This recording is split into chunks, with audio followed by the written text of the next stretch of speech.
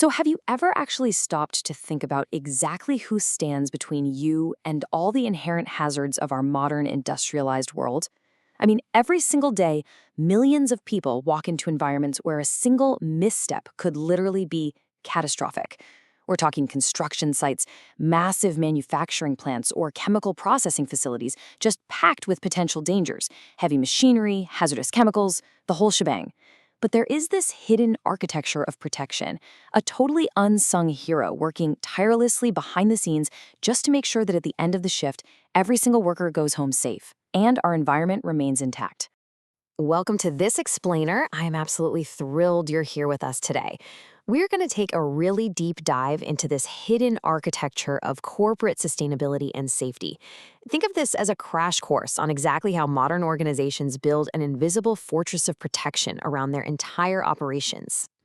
So, here is our syllabus for today's explainer. We'll start by defining the HSE standard, then we'll explore its three main pillars. After that, we'll introduce the HSE officer, walk through a day in their life, talk about navigating workplace challenges, and finally, wrap up with the future of safety. All right, let's dive right in. Section 1, defining the HSE standard. Okay, so what does this popular acronym actually stand for? HSE stands for Health, Safety, and Environment. And look, it is way more than just handing out hard hats and safety goggles. It's a truly multidisciplinary shield. It actively combats physical, chemical, and biological threats while simultaneously minimizing a facility's footprint on the planet. Whether we're talking about a massive offshore oil rig, a deep underground mining operation, or just your local manufacturing plant, HSE is the overarching philosophy that dictates exactly how an organization manages risk to protect both human life and ecological balance.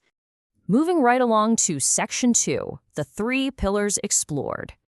To really wrap our heads around this, let's apply the rule of three. The first pillar is health. And the definition of health in the workplace has fundamentally evolved. We aren't just talking about dodging physical injuries anymore. A robust HSE program addresses physical, mental, and emotional well-being.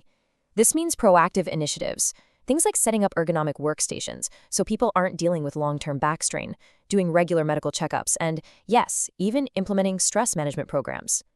Employee health is seen as a highly strategic investment, not just some moral obligation, because when you invest in wellness, you get a highly motivated workforce, drastically lower absenteeism, and way better job satisfaction. It's a win-win. Now, let's look at the second pillar, safety. This one is all about establishing a rock-solid culture. It's the proactive risk management you need to reduce accidents before they even have a chance to happen.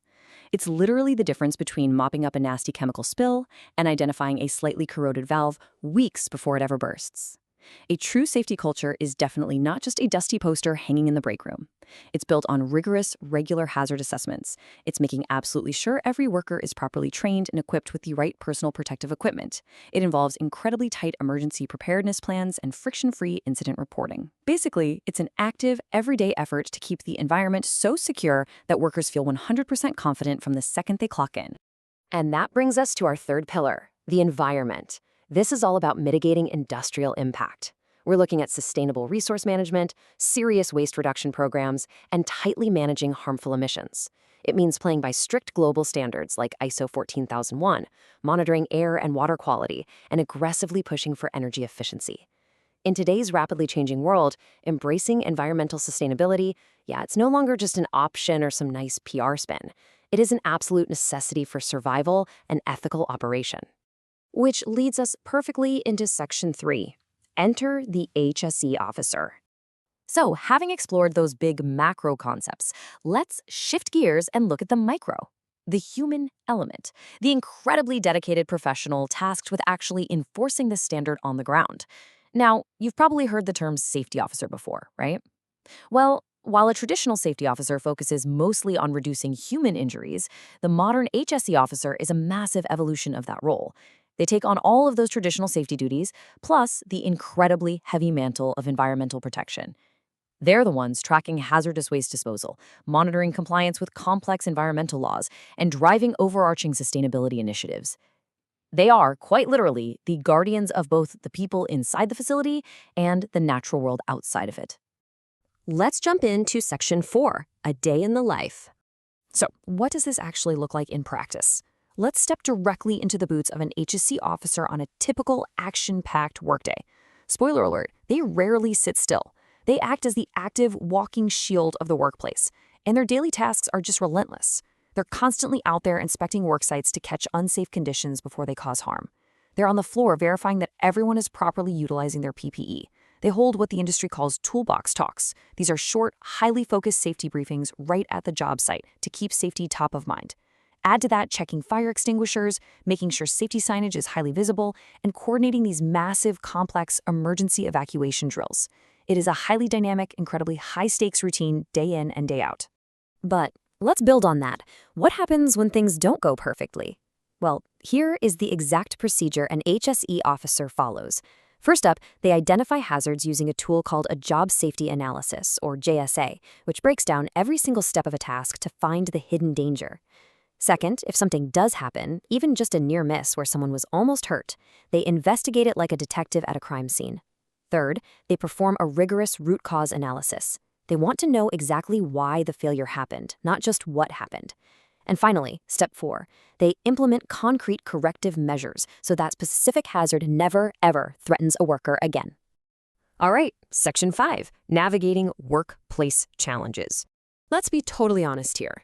Being an HSC officer isn't easy. It requires navigating some serious friction. Dealing with the harsh reality of the job takes phenomenal interpersonal skills. For example, an officer is often caught in the cost versus compliance trap. That's when management wants to save a buck, but the officer demands safe and sometimes very costly equipment.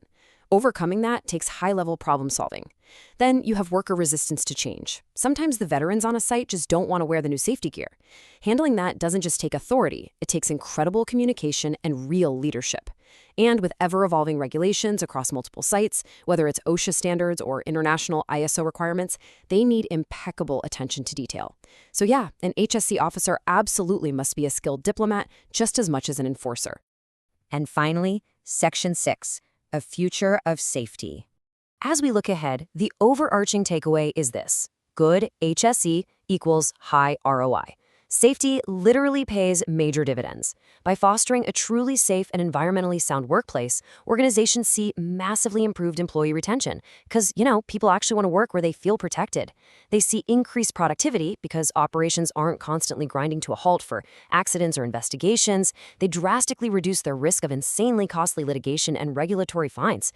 And in an era where consumers care deeply about corporate ethics, robust HSE practices create a pristine public image. Protecting human lives and natural ecosystems isn't just the right thing to do. It's the absolute foundation for long-term corporate success. I want to conclude this explainer with a powerful question for you to take back to your own workplace. Are you just doing your job, or are you actively contributing to your workplace's safety ecosystem? Whether you are the one wearing the hard hat, typing away at the ergonomic desk, or holding the HSE clipboard, health, safety, and environmental protection is a shared responsibility. We all play a part in making sure everyone goes home safe. Thank you so much for joining me to decode the anatomy of a safe workplace. Stay safe out there.